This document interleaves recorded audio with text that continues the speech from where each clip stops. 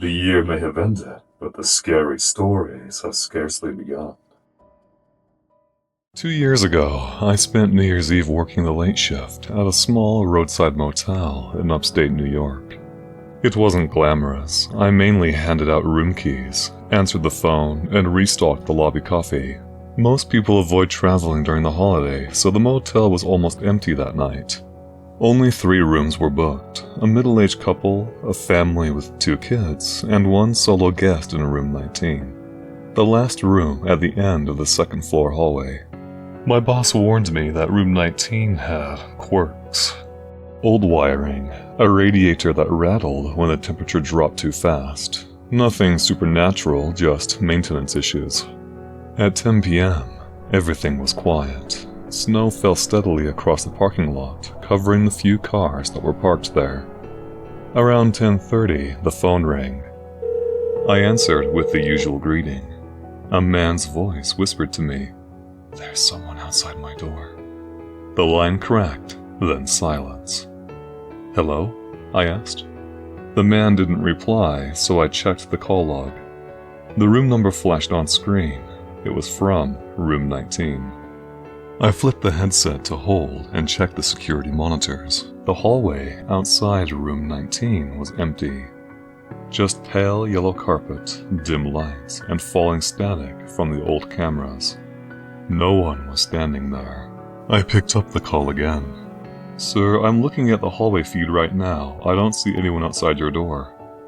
The man whispered again. "He was just here." I asked him to stay calm and let me know if he saw anything else. At 11:05, the phone rang a second time. It was the same caller from the same room. This time, the man sounded more shaken. "He's knocking now." I looked back at the monitor, still nothing. No figure, no movement. The display was as dull as before. I told him, "Sir, I don't see..." The sound came through the headset, echoing throughout my mind. It was controlled and slow, like someone taking their time. The man whispered, "He's asking to come in." Those words made every hair on my body stand up. I told him firmly not to open the door and promised I would check the floor myself. The hallway was silent when I walked up the stairs. My footsteps were louder than I expected. The air felt dense, heavy, and almost muffled. Halfway down the hall, I froze. Someone had left a trail of wet footprints leading from the stairwell toward room 19. I followed the footprints to room 19. They stopped directly in front of the door, then reversed, leading back toward the stairs. But they didn't go down the stairs. The prints stopped abruptly halfway up the staircase, as if whoever made them simply vanished. I didn't see anyone or hear anything. I knocked softly on room 19's door. "It's me, the front desk." The man opened the door. He looked exhausted and pale, like he hadn't slept in a week. "Did you hear him?" he asked. "Hear what?" "The voice." The man pointed to the bottom of his door. "He was whispering through there, asking me to unlock the door." I didn't see any moisture under the door. The footprints were the only proof something had been there. And even those didn't make sense. I told the guest I would move him to another room, one closer to the lobby. He agreed instantly.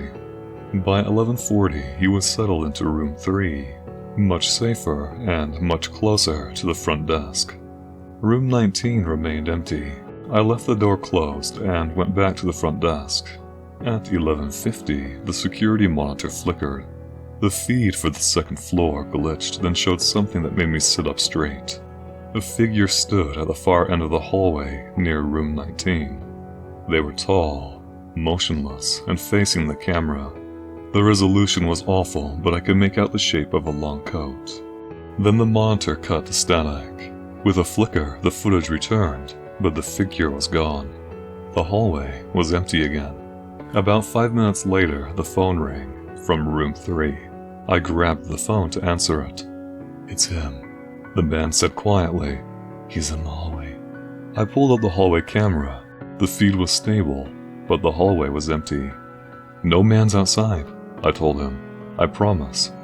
The man didn't respond. "Sir, are you there?" but there was no reply, just heavy breathing, and then a whisper, barely audible. "He's counting down." "Counting down to what?" I asked. But the man didn't answer. I listened closely.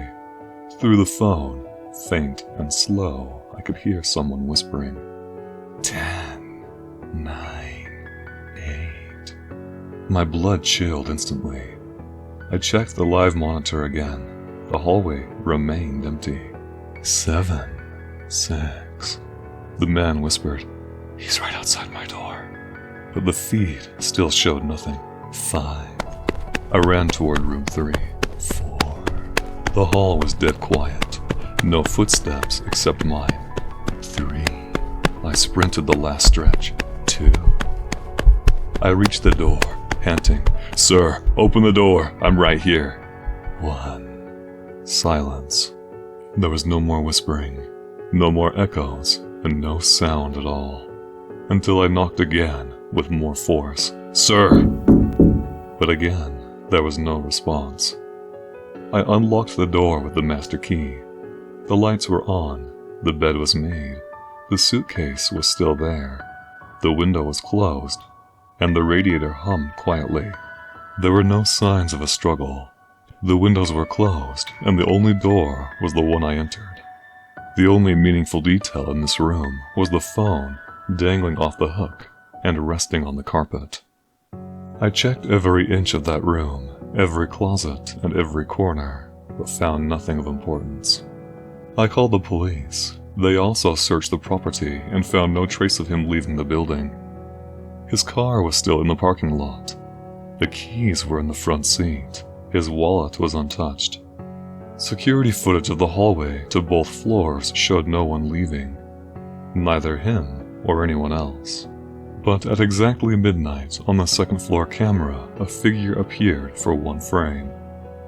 Just the one, standing outside room 19, facing the door, until he vanished. No footsteps in the snow below, no shadows, just a single static-filled image of something tall, still, and chillingly calm. No one ever found the man from room 3. I put my 2 weeks in the next day, and every New Year's since, I get the same feeling that when the clock hits midnight, that someone is counting down in a place I can't see, waiting for the moment when everything goes quiet, to cause another disappearance. This happened to me 2 New Year's Eves ago, and I can still feel the cold under my skin when I think about it. I'm not someone who believes in ghost stories or urban legends, but whatever I experienced that night was real enough to make me avoid big crowds and midnight parties forever. I lived in a mid-sized city in Ohio back then. It was nothing fancy. It had one of those downtown squares that hosted a big New Year's event. They had shut down the streets, put up stages, and set a countdown timer on the main screen. My roommates and I had gone every year. It was more of a ritual than a celebration. That year, I was supposed to go with my 3 friends, Sam, Ethan, and our new friend Claire. Claire had recently started a new YouTube channel and mostly planned on getting footage of us to post on it. We got there early to get a good vantage point, carrying a thermos with coffee and a handful of sparklers. The square filled up quickly with families, couples, and people of all ages. Street vendors were selling hot cider and little paper hats. I remember the noises, laughter, buses idling, a far-off siren, and the low hum of electric heaters in the city being set up along the sidewalks. Around 11 p.m., we settled near a lamppost with a clear view of the countdown screen. The energy was comfortable. People were practicing their countdown, even though it was an hour away. Overall, it felt casual and safe. A little later, a man wandered into our little cluster of people and stood behind us. He was wearing an oversized coat, no hat, and kept his hands deep in his pockets. At first, he looked like every other guy, tired from work, staying out late for the celebration. But something about the way he stayed very still made my skin prickle. He didn't look at the stage or the countdown. He looked at the people. Specifically, he seemed to study the faces turned toward the screen. Sam nudged me and said he'd seen the guy too. We both assumed he was trying to find a spot and would move on, but he didn't. He stayed. At about 11:50, the city DJ took the mic and started doing a mock countdown to keep the crowd engaged. People cheered, but the man behind us didn't join in. He didn't smile, he just shifted his weight and stared. With 2 minutes left until midnight, my phone buzzed with a message from work. Something about an early scheduled task. I didn't answer. Ethan laughed and tossed a sparkler in the air, and Claire held up her camera and started filming the crowd. From where I stood, her expression was focused and quiet. I remember thinking I liked how calm she was in contrast to everyone else. I liked her a lot, and my resolution was to tell her that. With 1 minute left, the countdown clock began. The crowd took a deep breath, and the city lights dimmed for effect. Everyone was leaning forward. That's when the man behind us tapped my shoulder. It was not a hard tap, just a quick, precise touch, like someone marking me to tell me something obvious without words. Confused, I turned. He was close enough that I could make out the lines on his face. He looked younger than I expected. There was a small, faded scar along his jaw. His eyes were a cold gray. His smile was tiny and faint, and his voice was soft when he spoke. I froze. People around me were already shouting at 0. Confetti cannons exploded.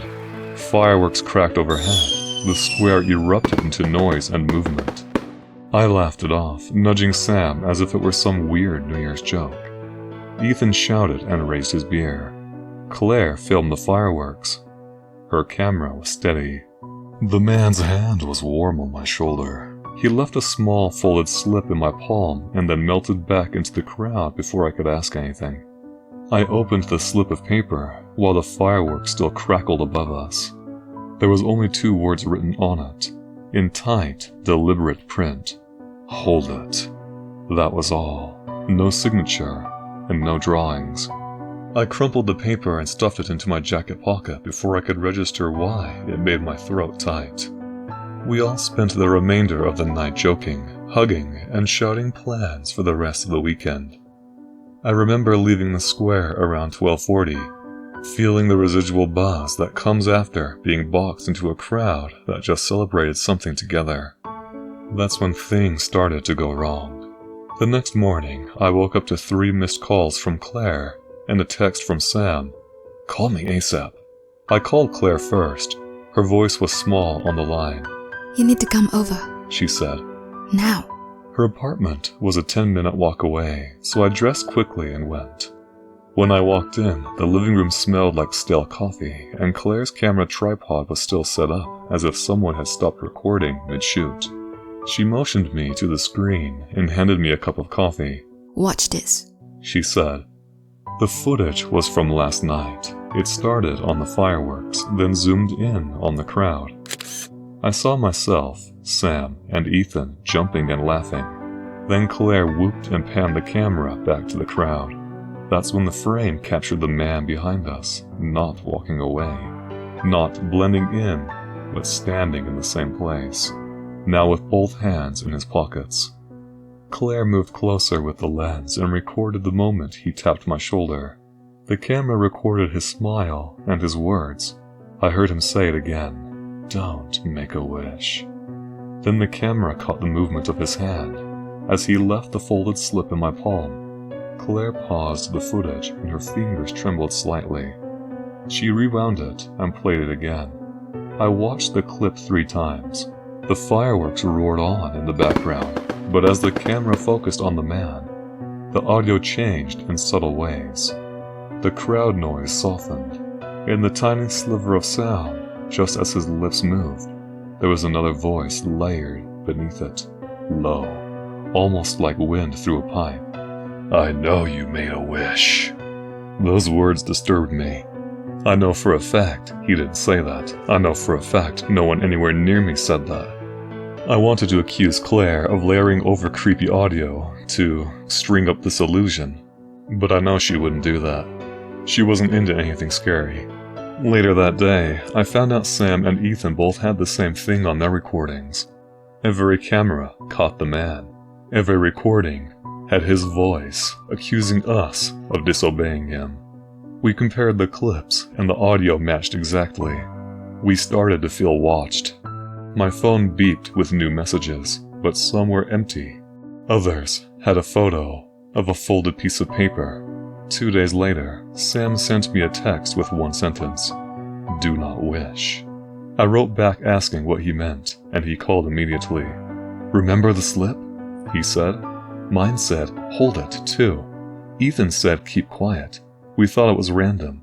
Then this morning my sister, who I told about New Year's, called and said she felt sick. She didn't sleep the whole night and woke up unable to stop staring at the clock. Ethan reported similar things: neighbors who felt a sudden chill, pets who refused to enter rooms they'd slept in for years, and clocks that skipped a beat at odd minutes. We started to compare the notes more obsessively. I dug the folded slip out of my jacket. The words hadn't changed, but the paper felt colder than it should have. Despite its icy feeling, my palms would sweat whenever I held it. A week after New Year's, Claire posted her footage online with a short caption, "Strange encounter at the countdown," and someone in the comments wrote, "You should all be grateful. Making wishes at midnight brings dangerous things." This comment, despite being so ominous, had no replies. 3 weeks after that, Sam quit his job with no warning. Ethan decided to move out of town, and Claire started traveling more and avoiding big gatherings. I tried to shrug it off as a coincidence until a small thing happened that I couldn't ignore. I had gone to mail a letter at the post office, but when I came back to my car, something was stuck to the windshield. A tiny slip of paper, folded like the one from that night. I unfolded it with shaking fingers. On it were 2 words, printed in the same style as before: "Hold it." Once again, there was no handwriting and no signature. Nowadays, I don't make plans to celebrate with big crowds. I avoid anything that involves a countdown. I keep the folded slip folded and tucked in a drawer I rarely open. Sometimes, when the house is quiet and the clock clicks loudly, I let myself believe that everything involved with this is an odd prank and I'm not being stalked or watched. But every December, I feel my phone buzz before midnight, and for a second my stomach drops, expecting to find another folded paper. I don't know what would happen if I ignored it. I don't know what would happen if I made a wish like everyone else does, or a quick, silly resolution shouted into the air. All I know is the man's voice is still in my head, a soft and precise, "Don't make a wish." And since then, I haven't. I spent last year's New Year's Eve house-sitting for a coworker named Graham. He and his wife were flying to Florida, and they offered me a decent amount of cash if I stayed overnight to watch their 2 dogs and keep the pipes from freezing. Their house sat on the edge of a small town in Colorado, a quiet place where winter always arrived earlier than the calendar suggested.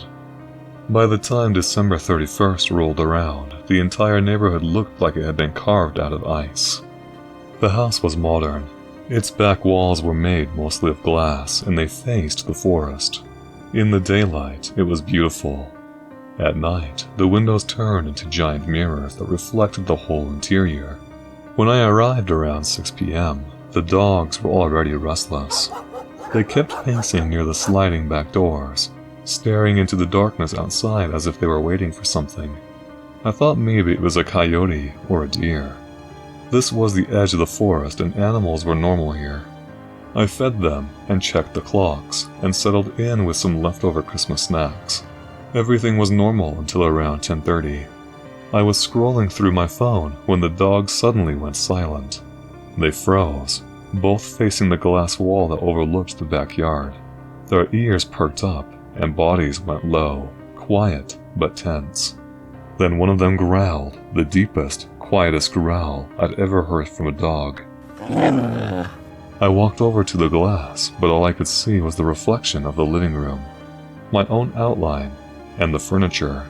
That's the one thing I always hated about huge windows at night. You feel blind. I turned on the outside floodlights. They clicked on and buzzed faintly. That's when I saw it. A person standing at the tree line. They were perfectly still, facing the house with their hands at their sides. They weren't bundled up for winter. They weren't moving, and they weren't calling for help. They were just standing there. The floodlights didn't reach far enough to show their face, only a silhouette. At first I thought maybe it was a neighbor or some hiker who got turned around, but something felt wrong. He should be shivering in the cold, or at the very least shifting his weight and reacting to the sounds of my dogs. But this person didn't do any of that. They just stood there, angled directly toward me, like they had been waiting for the lights to come on. The dogs barked like they'd lost their minds. I backed away from the glass, grabbed my phone, and called the non-emergency police line. I didn't want to overreact, but it was freezing outside and no one should just be standing motionless in the woods at night, especially with such brisk winds like we had tonight. While I waited for someone to pick up, something changed. The silhouette leaned slightly to the left. Not a natural movement, not like someone shifting, more like tilting, as if the person were testing something and defying gravity, or trying to see around the reflection of the glass. The phone kept ringing and ringing, but there was no answer. I stepped further from the window. The dogs continued barking. Their tails were rigid, and their fangs were raised. After 2 minutes, the figure walked forward. Not a rushed movement. They were moving slow and determined. They made a straight line toward the floodlights. I felt my stomach drop. This wasn't a lost hiker. No person moves with such a slow, deliberate, yet jagged pace in the cold, and especially in the dark. Our yard was rocky and filled with hazards. The figure stopped halfway across the yard. They weren't wearing winter clothes at all, just a long, dark coat that was open. Underneath was something lighter, maybe a shirt or a hoodie. Their head was slightly tilted down, as if trying to see through the glass. They had no expression, and they were not waving. They were just still. Somehow, this was worse. I dialed on my phone a final time. This time, I got through. I explained that there was someone outside my windows and they were giving me the creeps. The operator told me to stay away from the windows and to wait for an officer. I moved to the hallway, where the dogs retreated behind me. They were still growling. A few minutes passed, and the house went silent. Too silent. Even the heating system seemed quieter. Then, a soft tapping. Not on the door, but on the glass. It was slow, almost polite. I stayed hidden, but I could see enough of the living room to confirm the sound was coming from the sliding back door, the one leading to the patio. There was another series of taps, but this time it was faster. Then there was a pause. This pause was broken by a long drag across the glass, like someone trailing their nails along the crystalline surface. The dogs barked again, but this time they didn't run toward the sound. They stayed back, practically pressed against my legs. Something about that scared me more than anything. Dogs usually charge forward, but these dogs were terrified. I waited for the police to arrive. The tapping continued, but it stayed consistent, as if whoever was outside wasn't trying to break in, just keep my attention. Finally, the sound of an engine grew louder outside. Red and blue lights flashed against the far wall. The tapping stopped instantly. When the officer knocked on the front door, I opened it and explained everything as fast as I could. He asked me to stay inside while he walked around back to check. Seconds later, his voice came through my radio. "No one's here." I stepped outside with him, staying near the door. The yard looked untouched. There was no footprints in the snow anywhere near the glass or the patio. There was no marks of disturbance, no tracks, nothing. The only visible footprints were the ones the officer and I had made earlier. I even inspected the exact spot where the figure had stood near the tree line, but the snow there was perfectly smooth. The officer asked if someone might have been playing a prank on me before the snowfall, I told him no, and I had watched the figure walk. I saw the tapping on the glass and heard it in real time. He looked uneasy, but there was nothing he could officially report. He stayed for about 15 minutes, then left after checking the property twice. I locked everything, double-checked every window, and waited for midnight. Nothing else happened for the rest of the night. But the next morning, I found something. Directly under the floodlight, placed neatly on the snow, was a single object. A long strip of black cloth, the same color as the coat the figure wore. It wasn't there when the officer checked the yard. It wasn't there when I checked the locks. And there were still no footprints around it, not even one. When Graham returned from his trip, he joked that maybe I saw a New Year's prank gone wrong. But the cloth strip? He had never seen anything like it before. Neither had I. I still don't know what I saw that night, only that whatever stood outside those windows knew exactly where I was, even in the dark. And it wanted me to know it could come closer, whether there were footprints in the snow or not. Last year, 2 friends and I rented a small lakeside cabin in northern Minnesota for New Year's Eve. We wanted something quiet with no parties or crowded bars, just a peaceful winter getaway before heading back to work after the holidays. The cabins were part of an old family-run resort that technically closed for the season every December. But the owner let people rent individual units if they didn't mind the cold. Ours was cabin 12, sitting right at the edge of the frozen lake with a direct view of the water. It was supposed to be calm. It wasn't. We arrived on December 30th, and we were the only guest anywhere on the property. The main lodge was dark, the office was locked, and the surrounding cabins sat empty under the layers of snow. Nothing about this felt uncomfortable. If anything, it felt peaceful. But on New Year's Eve around 5 p.m., snow began to fall heavily. Thick, slow flakes drifted down non-stop. The woods darkened early, and by 7 p.m. the entire resort looked buried. My friend Ethan went outside to bring in firewood. He came back after a minute, brushing snow off his jacket, looking a little thrown off. "You guys moved the snow shovel, right?" he asked. We hadn't. None of us had even been near it. He frowned, but didn't say anything. I didn't think much of it. At 8 p.m. we played cards. And at about 9, we watched some random New Year's countdown stream on a laptop. Everything felt normal, until around 10ish, the power flickered. That wasn't unusual for a resort this old, but this flicker was different. It lasted longer. The lights dimmed all the way down to almost nothing before finally stabilizing. We paused the game. We were annoyed, but at this point not immediately concerned. A few minutes later, a loud thud hit the side of the cabin. It sounded heavy and solid. We all looked at each other, the concern growing on our faces. Ethan stood up and peered through the window facing the woods. "Probably snow falling from a branch," he said, trying to console our growing concern. The problem was, there was no trees close enough to hit the cabin, only open space and the frozen lake. There was another thud. This one against the back wall facing the empty cabins. We turned off the music from the laptop and listened. A slow, crunching sound moved across the snow behind the cabin. It wasn't fast, and it didn't sound like it was stumbling. They sounded like slow, methodical, and heavy steps. My other friend, Tyler, whispered, "Is there supposed to be anyone else here?" I shook my head. Cabin 12 was the only one rented. The steps got closer. We moved away from the windows without speaking. There was something deliberate about the pacing of those footsteps.